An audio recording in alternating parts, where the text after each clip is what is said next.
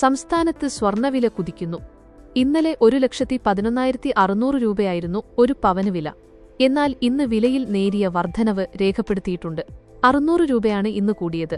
ഇതോടെ കേരളത്തിൽ ഒരു പവൻ സ്വർണത്തിന്റെ വില 1,12,200 രൂപയായി ഉയർന്നു. വിപണിവില 1,12,200 രൂപയാണെങ്കിലും 3% GSTയും പണിക്കൂലിയും ഹാൾമാർക്കിംഗ് ചാർജും ചേരുമ്പോൾ ഉപഭോക്താക്കൾ നൽകേണ്ട വില വീണ്ടും ഉയരും. നിലവിൽ ഗ്രാമിന് 14,025 രൂപയാണ് നൽകേണ്ടത്. കഴിഞ്ഞ ദിവസം 2 തവണയാണ് സ്വർണ്ണവില മാറിയത്.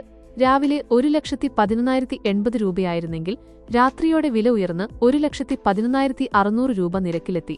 ഏപ്രിൽ 8-ന് 1,12,800 രൂപയോളം ഉയർന്നെങ്കിലും തൊട്ടടുത്ത ദിവസം വില ഇടിഞ്ഞിരുന്നു.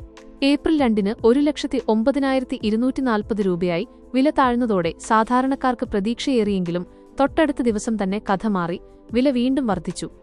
മാർച്ച് മാസത്തിൽ സ്വർണ്ണവിലയിൽ വൻ ഇടിവാണ് രേഖപ്പെടുത്തിയത്. 26,000 രൂപയിലേറെ കുറഞ്ഞതായാണ് കണക്ക്. ഇതിനിടെ 1,00,000-ന് താഴേക്കും സ്വർണ്ണവില എത്തിയിരുന്നു. എന്നാൽ ആ ആശ്വാസത്തിന് മണിക്കൂറുകളുടെ ആയുസ്സു മാത്രമേ ഉണ്ടായിരുന്നുള്ളൂ.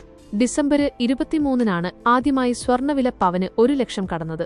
ജനുവരി 31-ന് രേഖപ്പെടുത്തിയ 1,31,160 രൂപയാണ് ഇതുവരെയുള്ളതിൽ ഏറ്റവും ഉയർന്ന നിരക്ക്.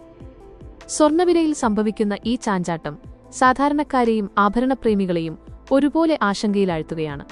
ആഗോള വിപണിയിലെ അസ്ഥിരതയാണ് കേരളത്തിലെ വിപണിയിലും പ്രതിഫലിക്കുന്നത്. പശ്ചിമേഷ്യൻ യുദ്ധം രൂക്ഷമാകുന്നത് സ്വർണ്ണവിലയെ കാര്യമായി ബാധിക്കുന്നുണ്ട്. യുഎസും ഇറാനും വെടിനിർത്തലിന് സമ്മതിച്ചതിന് തൊട്ടുപിന്നാലെയാണ് ഇപ്പോൾ വില ഉയർന്നിരിക്കുന്നത്.